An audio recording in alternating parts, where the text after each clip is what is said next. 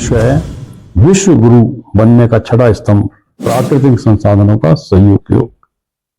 हम बात कर रहे हैं विश्व गुरु बनने की 10 स्तंभों की। पहले हम समझ चुके हैं स्वतंत्रता, अनुशासन, शासन और प्रशासन की गुणवत्ता, न्याय व्यवस्था और आर्थिक ढांचा। लेकिन अब सवाल ये है कि इन सबके बावजूद किसी देश के पास संसाधन है तो क्या वह अपने आप विकसित हो जाएगा? हमारे पास संसाधन है साहब, हम लोग देखते हैं कि दूसरे के देश के पास जे, अरे हमें अपने पास भी तो देखना है भाई, ये हमारे पास संसाधन है, क्या है, कितने नहीं है। तो अच्छा मान लो है भी, तो क्या वो अपने आप विकसित हो जाएंगे? हमें अंदर से गहराई से सोचना पड़ेगा कि जो दिखने में ये बात बहुत साधारण लगती है, लेकिन सोचने की बात है। असल में यही तय करता है कि कोई देश अमीर बनेगा या सिर्फ संभावना में रह जाएगा। अब हमारे पास कई बार देखने को आता है कि साहब ललितपुर के पास है, वो वाला खनिज निकलने वाला है, इसके पास इतना निकला। तो ये किसी को मालूम था क्या? कैसे मालूम हुआ? जब हमने इसकी खोज करी। और खोज किसकी वजह से हुई? तकनीकी हुई। और तकनीकी कब हुई? जब हमारी आवश्यकता हुई। हम अभी ये सोचते रहे कि विदेशों से सुई तक आती थी उस जमाने में, तो आज क्यों नहीं आ रही है? क्योंकि हमारी आवश्यकताएं बढ़ गई हैं और हमने उनकी पहचान करी। जिन संसाधनों की पहचान नहीं, उसका विकास भी नहीं हो सकता। अब हम ये जो बात कर रहे थे, तकनीकी संसाधनों को शक्ति में बदलने का माध्यम है तकनीकी। अब मान लीजिए आपने संसाधन पहचान लिए, लेकिन क्या आप उन्हें निकाल सकते हैं? पहचान तो लिए साहब, हमारे यहाँ पे इतना है, लेकिन तुम्हारे पास उसको निकालने संसाधन है, कैपेसिटी है, उतनी मशीनें हैं या इतना पैसा है, उसमें इतना खर्चा आ रहा। हम यदि किसी जगह मालूम है साहब गोल्ड है, उस गोल्ड को कन्वर्ट करने के लिए उनके पार्टिकल्स हैं, क्या उसकी कितनी कॉस्ट आ रही? जितने का कि गोल्ड की कीमत भी उससे ज्यादा की कॉस्ट आ रही, तो क्या करेंगे? यहीं पर आती है तकनीक, इनोवेशन, नए नए आइडियाज कि हम टेक्नोलॉजी, मशीनों को कैसे बदलें। पूरी दुनिया में फर्क सिर्फ संसाधनों का नहीं है, फर्क है तकनीकी का। अमेरिका कितना विशाल देश है, 6 गुना, रूस कितनी जगह है, लेकिन उनके पास संसाधनों की कमी है, फिर भी महान शक्ति क्यों नहीं बने या बन नहीं पा रहे?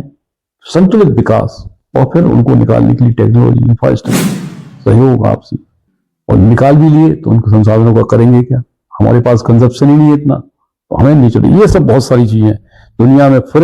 फर्क सिर्फ संसाधनों का नहीं है, फर्क है तकनीकी का। किसी देश के पास संसाधन कम है लेकिन वो आगे, क्योंकि उसके पास बेहतर तकनीक है, बेहतर सोच है, बेहतर सिस्टम है। हम बात करते हैं पूंजी और इंफ्रास्ट्रक्चर, तकनीकी की बात आता है, पूंजी और इंफ्रास्ट्रक्चर उसका वास्तविक उपयोग की कुंजी है, चाबी यहीं से खुलती है। पूंजी नहीं है, इंफ्रास्ट्रक्चर नहीं है, तो कहां से खुलेगी चाबी? कोई संसाधन पड़े रहने दो। हमारे पृथ्वी के अंदर अनेक तरह की अपार ऊर्जा, अपार शक्तियां मौजूद हैं, क्या हम उसको निकाल पा रहे हैं, इसका उपयोग कर पा रहे हैं? अब एक और बात सिक्का करते हैं, संसाधन और तकनीकी फिर भी विकास नहीं हो पा रहा, तो विकास की मशीन चलती है पूंजी और इंफ्रास्ट्रक्चर से भी। अब हम बात करते हैं आत्मनिर्भरता या आयात, सही संतुलन है। आत्मनिर्भरता करें, अपने आप स्वयं पैदा करें, या आयात करें, क्या ये सही संतुलन है? क्या ये हमें समझना पड़ेगा। अब सबसे बड़ा रणनीतिक फैसला है, क्या हमें अपने संसाधन खुद निकालने चाहिए? निकालने चाहिए, सब कहते निकालने चाहिए, क्या हम निकाल पा रहे या निकालने में सक्षम है? ये भी तो प्रश्न है। निकालने चाहिए, अरे तुम्हारे पास साधन है नहीं, पैसे है नहीं, व्यवस्था है नहीं, तुम कह रहे निकालने चाहिए। अरे कहां से निकालोगे भाई? लेकिन क्या हमने निकाला, क्या ये हमेशा सुरक्षित है? निकालना संभव है, सुरक्षित है, संभव है। क्या हम उस पर कितना व्यय कर रहे हैं? हमारी देश की इतनी व्यवस्था है, संसाधन है, क्या हमारे पास इतनी व्यवस्था है कि हम उसको कर दें? अगर संकट आ जाए, अगर सप्लाई रुक जाए, इसलिए जरूरी है संतुलन। आत्मनिर्भरता सुरक्षा देती है, लेकिन एक रेफरेंस, एक सीमित तक, और वैश्विक सहयोग गति देता है, एक नेचुरल गति देता है। इन दोनों का संतुलन जब हो जाता है तभी हमारी विकास की गति होती है। अब हम बात करते हैं ऊर्जा की। ऊर्जा हमारी विकास की असली ताकत है। ये जैसे जैसे हमारी सभ्यता और मानवता और टेक्नोलॉजी का विकास हो रहा है, तो लोगों को महसूस हुआ कि ऊर्जा कई तरह की भी हो सकती है।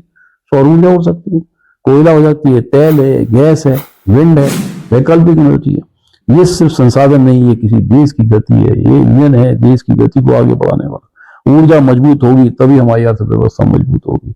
अब हम बात करते हैं कृषि। खाने को तो आदमी को क्या चाहिए? ऊर्जा थोड़ी खाएगा, खाने को तो भोजन चाहिए। ये भोजन है कृषि संसाधित, जो हम जिसको तो संसाधनों का जीवंत उपयोग होना जरूरी है। हम सिर्फ ये सोचें कि हम दूसरे देश से गेहूं मंगा लेंगे, हुआ भी हमारे देशों में, अकाल आए तो इसको महसूस किया, उन्होंने कहा नहीं, हम सिर्फ टेक्नोलॉजी और इन चक्करों में रहेंगे, सुरक्षा में रहेंगे, इसी चक्कर में बने रहेंगे तो खेती भी तो हमारे लिए एक प्राइम है। हो सकता है कि गेहूं का एक एक दाना डॉलरों में मिले, यदि हमने अपने आप को विकसित नहीं किया तो ये हो सकता है कि गेहूं की कीमत सोने से ज्यादा हो जाए गेहूं की दाने। क्योंकि आदमी, आपने कहानी सुनी होगी, उन्होंने साहब भगवान से नहीं क्या चाहिए, तुमने ये ठीक है मेरे को सोना चाहिए, उसने कहा सब कुछ सोने में दे दिया, तो रोटी खाना पीना उसकी पूरी थाली जो है सोने से हुई। अब वो तड़प रहा है कि खाऊं तो मैं क्या खाऊं। तो हमें इसको सोच के चलना होगा। तो हमारा कृषि जो है बेसिक नीड है वो है कृषि है, लेकिन जब समय बदल गया है, पारंपरिक हमारी ट्रेडिशनल एग्रीकल्चर से हमें हटके चलना पड़ेगा, वर्टिकल फार्मिंग, मल्टी लेयर की, और तो और हमें स्पेस टेक्नोलॉजी के अंदर छत के ऊपर टेरेसिंग, स्पेस, सब जगह हम यूज कर सकते हैं, मैक्सिमम यूटिलाइजेशन कर सकते हैं। क्योंकि और देखो, एक पहले बेल चलती थी वो हॉरिजॉन्टल वर्टिकल करती थी, अब उन्होंने उसको क्या किया, एक लेयर्स बना दी, वर्टिकल लगा दी, ऊपर से रस्सियां डाल देते, ये डालते, तो ये मतलब लेयर्स लेयर्स, पानी बरसा, पानी ज्यादा हो गया, सब्जियों को निकाल नहीं पा रहा है, टमाटर हो रहे 5-5, 6-6 रुपए के रुपए। तो ये हमको अपनी उसकी प्रोसेसिंग को, इसकी सोच को हमें बदलना पड़ेगा, हमको उसको वैल्यू एडिशन में बदलना पड़ेगा। जमीन का हर स्तर में हर तरह से उपयोग करना पड़ेगा।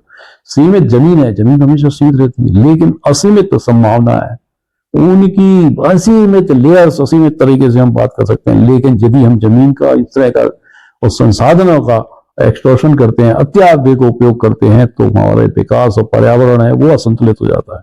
अब एक गंभीर सवाल है, क्या हम विकास के नाम पर सब कुछ खत्म कर देंगे?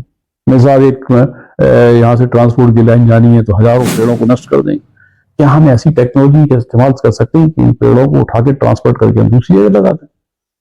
हो सकता है भाई ये पेड़ हैं, जीवंत हैं, ये सालों लग जाते हैं उनको आगे बढ़ने में, और कुछ हम इस तरह से व्यवस्था बनाए कि हमारा ये इकोसिस्टम हमारा बन जाए, तो हम क्या कर सकते हैं कि हमने प्रकृति को नुकसान पहुंचा दिया तो क्या विकास टेकेगा? नहीं टेकेगा।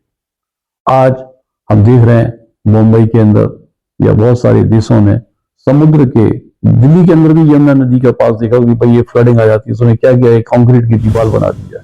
तो यार दीवार बना लो, कुछ भी बना लो, लेकिन जो प्राकृतिक स्थितियां होती है, स्थिरता पदार्थ, यदि हम वहां पे हजारों पेड़ों की बाढ़ लगा दें, समय लगेगा, व्यवस्था बनेगी, लेकिन आप देखोगे प्रकृति के साथ स्थिरता बढ़ेगी। कंक्रीट अकेले से काम नहीं होगा, प्रकृति के साथ विकास हो, यही हमारी असली प्रगति होगी। आज दुनिया में कई देश हैं जिनके पास संसाधन है लेकिन वे उनका उपयोग नहीं कर पाए, और कुछ देश ऐसे भी हैं जिनके पास संसाधन कम थे लेकिन उन्होंने उनका अधिकतम उपयोग किया और आज वे विश्व में आगे हैं। मैं इसी शब्दों के साथ कहूंगा कि संसाधन होना भाग्य है। तो यह है भाग्य, हम इसको भाग्य मान रहे हैं कि संसाधन है, क्योंकि आपकी नजर में हो सकता है यार ढूंढोगे तो और भी मिल जाएंगे, लेकिन उनका सही उपयोग दूरदर्शिता है, एक दृष्टि है, एक विजन है। अब कोई देश अपने संसाधनों को समझकर तकनीकी और संतुलन के बीच और साथ में आगे बढ़ता है, तब वह सिर्फ विकसित नहीं होता, वह विश्व गुरु बनने की दिशा में आगे बढ़ता है।